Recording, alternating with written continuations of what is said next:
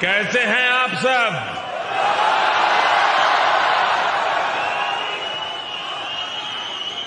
मुझे बताया गया कि आप में से कई लोग आज बहुत दूर दूर से लंबा सफर तय करके यहां आए हुए हैं। मैं आप सभी में भारत की संस्कृति, एकता और बंधुत्व के भाव का दर्शन कर रहा हूं।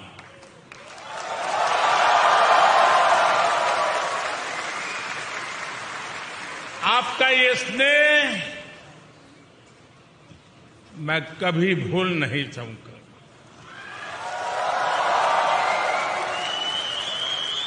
आपके इस प्यार के लिए, इस उत्साह और उमंग के लिए मुझे पूरा विश्वास है जो लोग हिंदुस्तान में इन खबरों को देखते होंगे उनका भी सीना गर्व से भर गया होगा।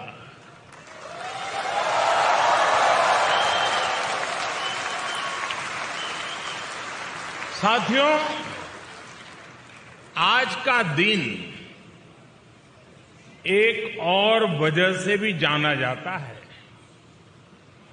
आज 26 जून है।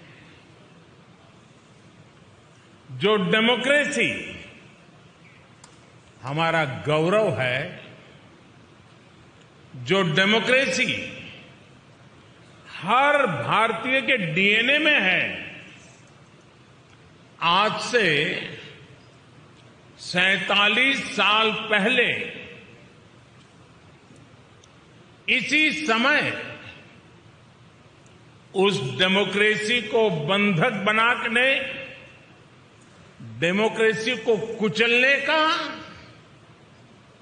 प्रयास किया गया था। आपातकाल का कालखंड, इमरजेंसी भारत के वाइब्रेंट डेमोक्रेटिक इतिहास में एक काले धब्बे की तरह है। लेकिन इस काले धब्बे पर सदियों से चली आ रही लोकतांत्रिक परंपराओं की श्रेष्ठता भी पूरी शक्ति के साथ विजयी हुई। लोकतांत्रिक परंपराएं इन हरकतों के लिए भारी पड़ी है। भारत के लोगों ने लोकतंत्र को कुचलने की सारी साजिशों का जवाब लोकतांत्रिक तरीके से ही दिया। हम भारतीय कहीं भी रहे, अपनी डेमोक्रेसी पर गर्व करते हैं।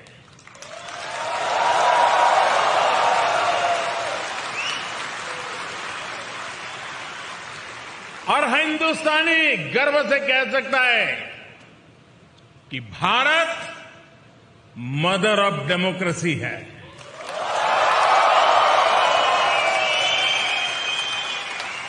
लोकतंत्र का हजारों वर्षों का हमारा इतिहास आज भी भारत के कोने कोने में जीवंत है। इतनी सारी भाषाएं, इतनी सारी बोलियां, इतने अलग अलग तरह के रहन सहन के साथ भारत की डेमोक्रेसी वाइब्रेंट है। हर नागरिक का विश्वास है, उसकी आशा है और प्रत्येक नागरिक के जीवन को सशक्त कर रही है। भारत ने दिखाया है कि इतने विशाल और इतनी विविधता भरे देश में डेमोक्रेसी कितने बेहतर तरीके से डिलीवर कर रही है।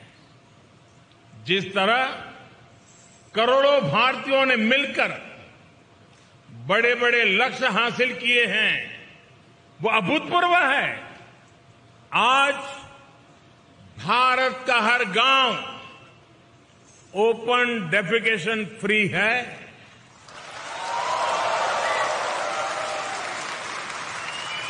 आज भारत के हर गांव तक बिजली पहुंच चुकी है।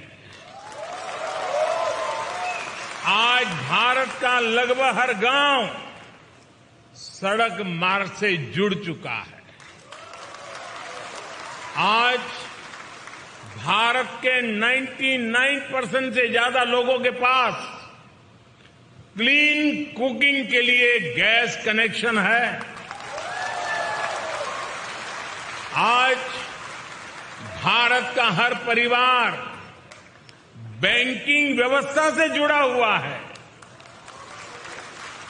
आज भारत के हर गरीब को 5 लाख रुपए मुफ्त इलाज की सुविधा उपलब्ध है।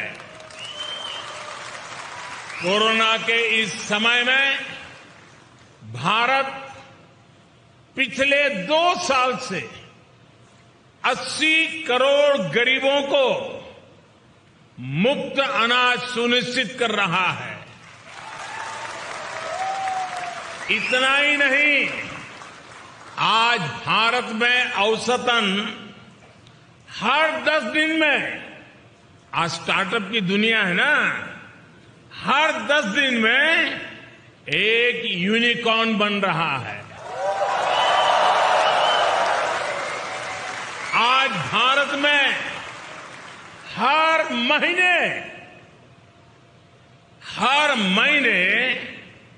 एवरेज औसतन 5,000 पेटेंट फाइल होते हैं। आज भारत हर महीने एवरेज औसतन 500 से अधिक आधुनिक रेलवे कोच बना रहा है। आज भारत हर महीने एवरेज औसतन 18 लाख घरों को पाइप वाटर सप्लाई से जोड़ रहा है, नल से जल। भारतीयों के संकल्पों की ये सिद्धियों की लिस्ट बहुत लंबी है। मैं अगर बोलता जाऊंगा तो आपके डिनर का टाइम हो जाएगा।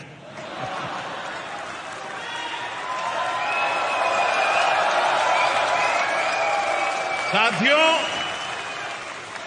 कोई देश जब समय पर सही फैसले लेकर सही नीयत से सभी का साथ लेकर चलता है तो उसका तेजी से विकास होना निश्चित है। आप सभी इस बात से परिचित हैं कि पिछली शताब्दी में तीसरी औद्योगिक क्रांति का जर्मनी और अन्य देशों ने कितना लाभ उठाया। भारत उस समय गुलाम था और इसलिए वो इस दौड़ में बहुत पीछे रह गया। लेकिन आज 21वीं सदी का भारत चौथी औद्योगिक क्रांति में इंडस्ट्री 4.0 में पीछे रहने वालों में नहीं बल्कि इस औद्योगिक क्रांति का नेतृत्व करने वालों में से एक है।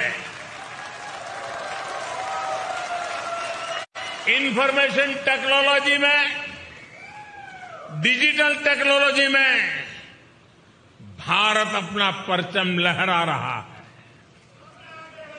दुनिया में हो रहे रियल टाइम डिजिटल पेमेंट्स में से 40% ट्रांजैक्शन भारत में हो रहे हैं।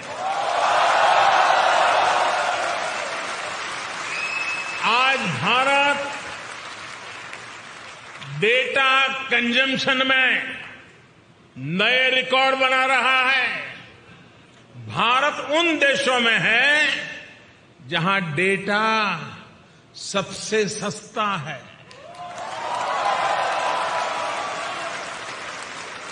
21वीं सदी के नए भारत में लोग जितनी तेजी से नई टेक्नोलॉजी अपना रहे हैं वो किसी को भी हैरान कर सकती है। कोरोना वैक्सीन लगवाने के लिए वैक्सीनेशन सर्टिफिकेट पाने के लिए बनाए गए कोविन पोर्टल पर करीब 110 करोड़ रजिस्ट्रेशन हुए हैं।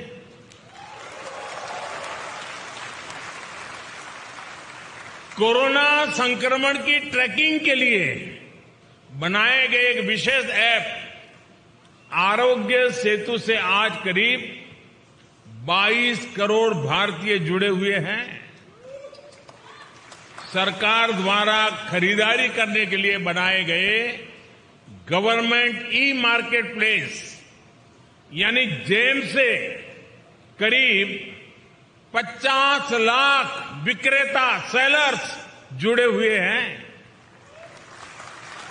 आज 12 से 15 लाख भारतीय ट्रेन से आने जाने के लिए हर रोज 12 से 15 लाख टिकट ऑनलाइन बुक करा रहे हैं। आज भारत में ड्रोन टेक्नोलॉजी का जिस तरह इस्तेमाल हो रहा है वो अभूतपूर्व है।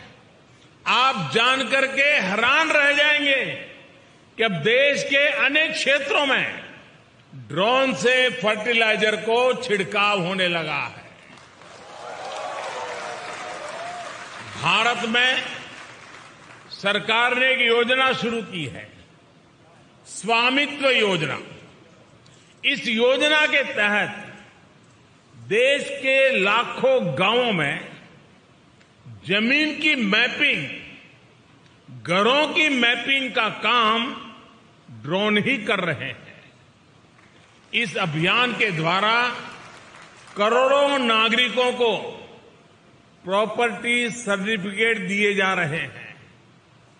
प्राकृतिक आपदाओं के समय, राहत और बचाव के समय भी ड्रोन टेक्नोलॉजी का इस्तेमाल भारत में लगातार बढ़ रहा है।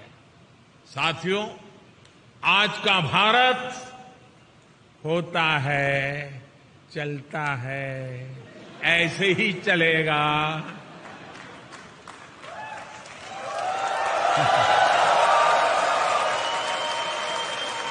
उस मानसिकता से बाहर निकल चुका है दोस्तों। आज का भारत की पहचान है, करना ही है और समय पर करना है। इस संकल्प के साथ हिंदुस्तान चल रहा है। भारत अब तत्पर है, तैयार है, अधीर है। भारत अधीर है प्रगति के लिए, विकास के लिए। भारत अधीर है अपने सपनों के लिए, अपने सपनों को संकल्प के लेकर के सिद्धि तक पहुंचाने के लिए अधीर है। भारत आज अपने सामर्थ्य में भरोसा करता है, अपने आप में भरोसा करता है। इसलिए आज हम पुराने रिकॉर्ड तोड़ रहे हैं और नए लक्ष्य हासिल कर रहे हैं। आप किसी भी क्षेत्र में देखिए, मैं एक उदाहरण देता हूं आपको। भारत ने 2016 में तय किया था कि 2030 तक हमारी कुल बिजली उत्पादन क्षमता का 40% नॉन फोसिल फ्यूल से होगा। अभी 2030 से हम 8 साल दूर हैं, लेकिन भारत ये लक्ष्य हासिल कर चुका है। हमने पेट्रोल में 10% एथेनॉल ब्लेंडिंग का टारगेट रखा था। ये लक्ष्य भी देश ने डेडलाइन से 5 महीने पहले ही हासिल कर लिया। भारत में कोविड वैक्सीनेशन के स्पीड और स्केल से भी आप भली भांति परिचित हैं।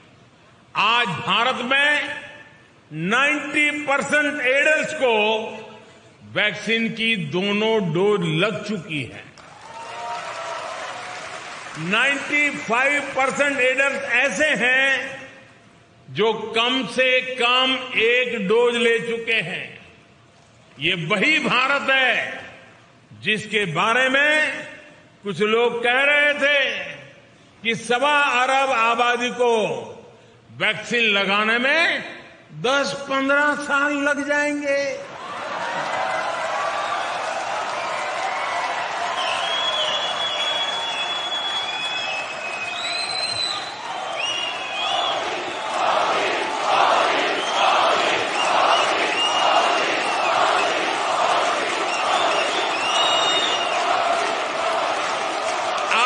जब मैं आपसे बात कर रहा हूं तो भारत में वैक्सीन डोज का आंकड़ा 196 करोड़ यानी 1.96 बिलियन को पार कर चुका है।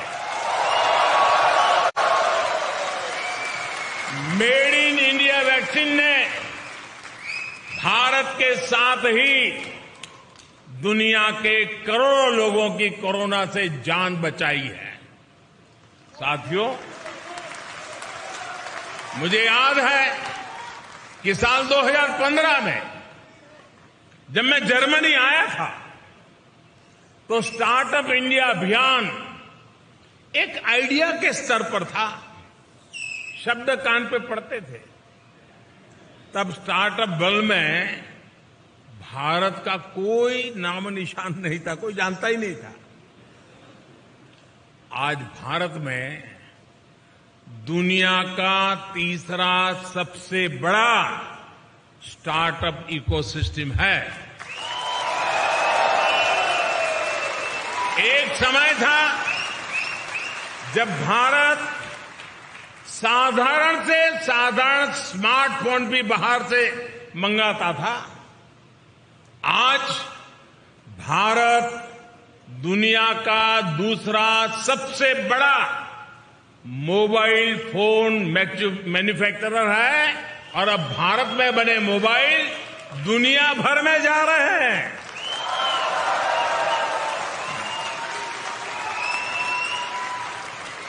सात 8 साल पहले जब मैं आप जैसे साथियों से चर्चा करता था तो हमारी बायोटेक इकोनॉमी $10 बिलियन यानी 75,000 करोड़ रुपए की हुआ करती थी। आज ये 8 गुना अधिक बढ़कर $80 बिलियन यानी 6 लाख करोड़ रुपए को पार कर चुकी है। साथियों,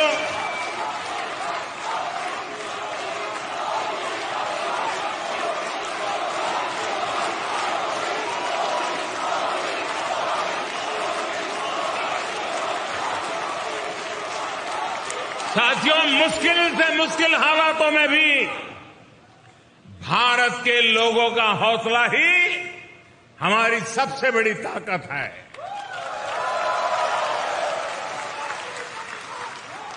साथियों, पिछले साल हमने अब तक का हाईएस्ट एक्सपोर्ट किया है।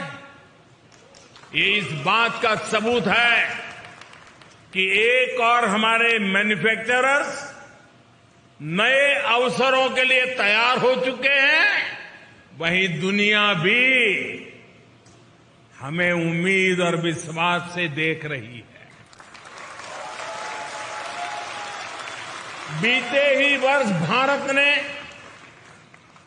$111 बिलियन यानी 8,30,000 करोड़ रुपए के इंजीनियरिंग गुड्स का एक्सपोर्ट किया है।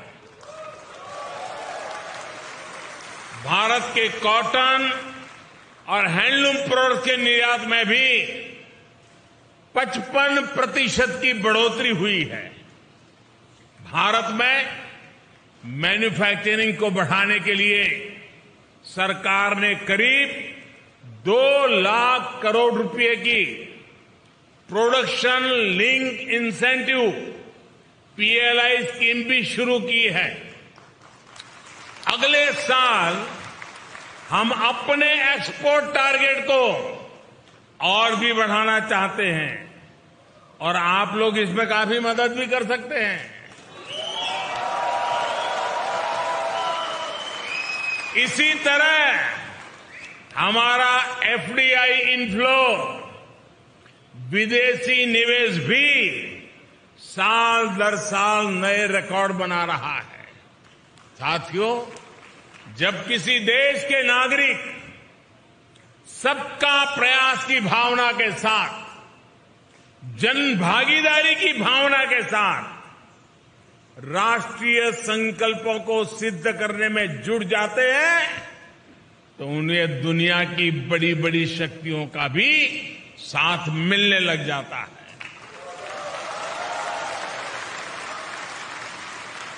आज हम देख रहे हैं कि किस तरह दुनिया की बड़ी शक्तियां भारत के साथ कंधे से कंधा मिलाकर चलना चाहती है। अपने देशवासियों की संकल्प शक्ति से आज भारत प्रगति के पथ पर निरंतर आगे बढ़ रहा है। हमारे लोगों के संकल्पों से, उनकी भागीदारी से भारत के प्रयास आज जन आंदोलन बन रहे हैं।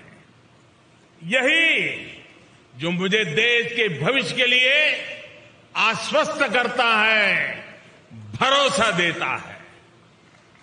उदाहरण के तौर पर दुनिया में ऑर्गेनिक फार्मिंग जैसे शब्द चर्चा का विषय बने हुए हैं, लेकिन भारत के किसान खुद आगे आकर इसे जमीन पर उतार रहे हैं। इसी तरह क्लाइमेट चेंज आज ये भारत में केवल सरकारी पॉलिसीज का मुद्दा नहीं है।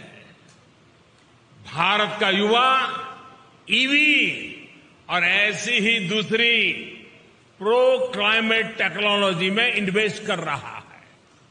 सस्टेनेबल क्लाइमेट प्रैक्टिसेस आज भारत के सामान्य से सामान्य मानवी के जीवन का हिस्सा बन रही है। 2014 तक भारत में खुले में शौच एक बड़ी समस्या थी, लेकिन हमने देश में 10 करोड़ से ज्यादा शौचालय बनवाए।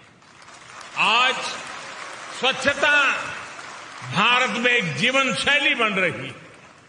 भारत के लोग, भारत के युवा देश को स्वच्छ रखना अपना कर्तव्य समझ रहे हैं। आज भारत के लोगों को भरोसा है कि उनका पैसा ईमानदारी से देश के लिए लग रहा है, भ्रष्टाचार की भेंट नहीं चढ़ रहा है। और इसलिए देश में टैक्स कंप्लायंस तेजी से बढ़ रही है। ये किसी कानूनी प्रक्रिया के कारण नहीं है, बल्कि स्वतः स्फूर्त जागरण से हो रहा है। दोस्तों, साथियों, हम सभी भारतीय इस साल अपनी आजादी के 75 वर्ष का पर्व मना रहे हैं। अमृत महोत्सव मना रहे हैं।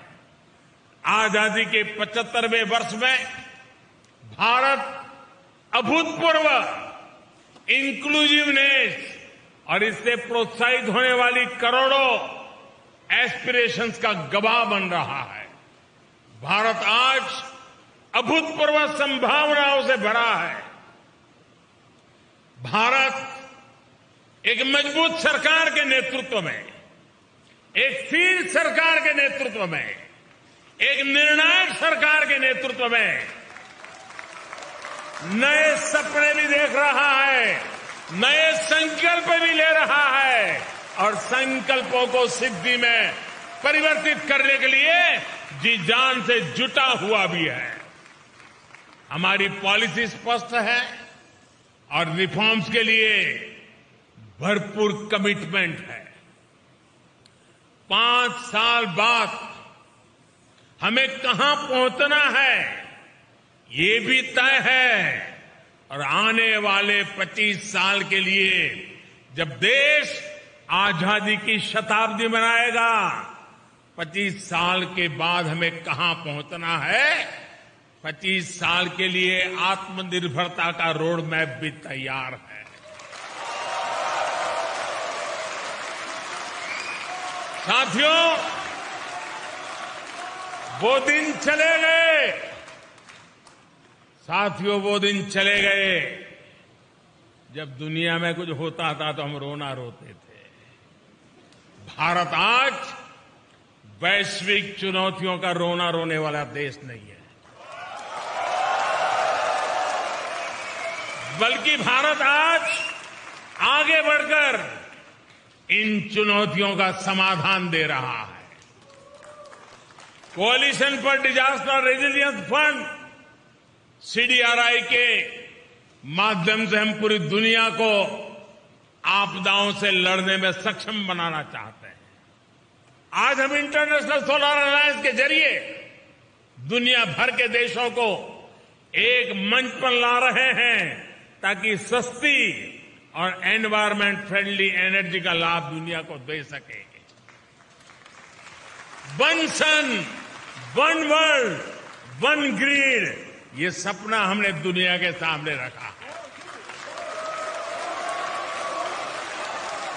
इसके लाभ भारत ने बीते 8 वर्ष में खुद अनुभव भी किए हैं। भारत में सोलर पावर की रिकॉर्ड कैपेसिटी तो बिल्ड हुई है, ये ₹2-2.5 प्रति यूनिट के हिसाब से उपलब्ध है। ग्रीन हाइड्रोजन को लेकर भी जिस स्केल पर भारत काम कर रहा है, जर्मनी जैसे मित्र देशों के साथ साझेदारी कर रहा है, तो उसमें भी मानवता का ही हित है। भारत में WHO centre for traditional medicine स्थापित होने से भारत दुनिया की प्राचीन चिकित्सा पद्धतियों का ग्लोबल सेंटर भी बन रहा है। साथियों, योग की ताकत क्या है ये तो आप भली भांति जानते हैं। पूरी दुनिया को नाक पकड़वा दिया है। साथियों, आने वाली पीढ़ियों के लिए आज का नया भारत नई विरासत बनाने पर काम कर रहा है। नई विरासत बनाने के इस अभियान की सबसे बड़ी ताकत है हमारे नौजवान है, हमारा यूथ है। भारत के युवाओं को सशक्त करने के लिए 21वीं सदी की पहली एजुकेशन पॉलिसी लेकर हम आए हैं। पहली बार भारत में मातृभाषा में डॉक्टरी और इंजीनियरिंग की पढ़ाई तक का विकल्प दिया जा रहा है।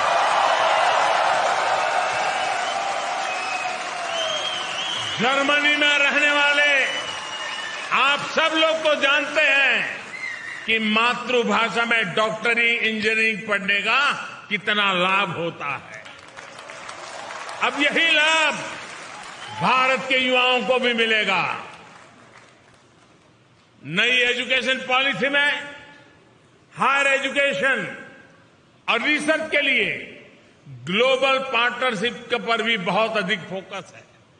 इसका जिक्र आज मैं इसलिए भी कर रहा हूं क्योंकि इसमें जर्मनी के संस्थानों के लिए भी बहुत सारे अवसर बन रहे हैं।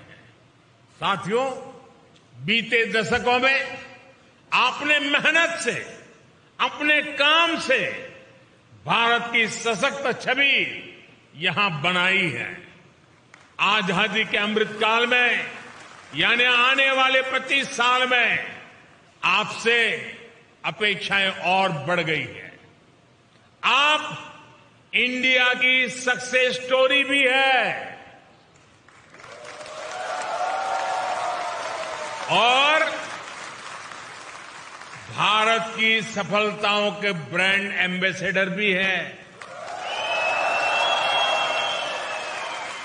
और इसलिए मैं आप सब साथियों को, विश्व भर में फैले हुए मेरे भारतीय भाइयों बहनों को हमेशा कहता हूं कि आप राष्ट्रदूत हैं। सरकारी व्यवस्था में 1-2 राजदूत होते हैं, मेरे तो करोड़ों राष्ट्रदूत हैं जो मेरे देश को आगे बढ़ाए।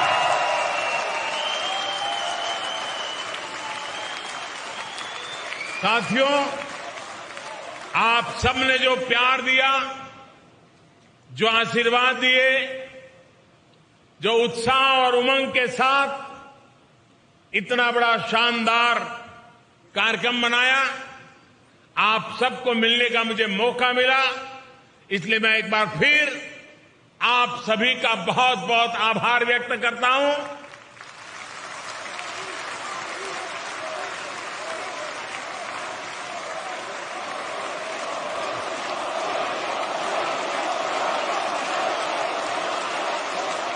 आप सब स्वस्थ रहिए, खुशखुशाल रहिए।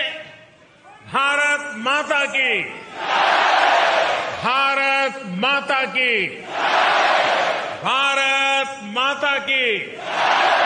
बहुत बहुत धन्यवाद।